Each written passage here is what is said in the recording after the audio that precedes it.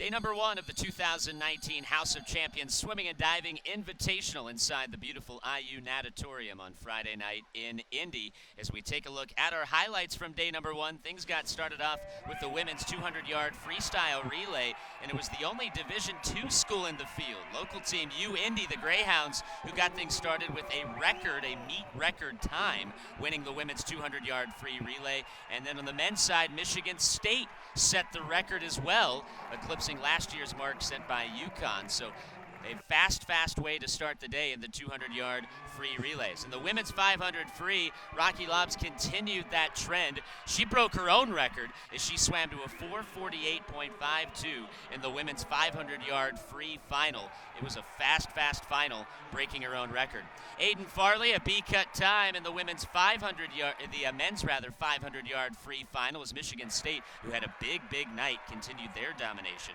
Women's 200-yard individual medley, Crystal Kaler for IU Indy. The Greyhounds had a big day. All smiles for IU Indy in day number one.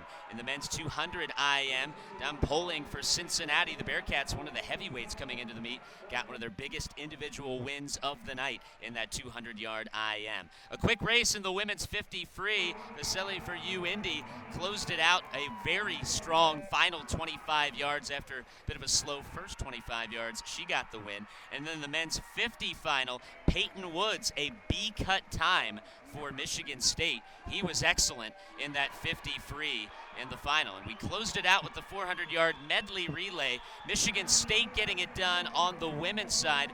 Very strong finish by the Spartans. They were not leading early in that race, but they closed it out to get the win. And we mentioned IU Indy had a big day in day number one of the House of Champions Invitational. They started it out strong. They closed it out strong as well as they won the men's 400-yard medley relay.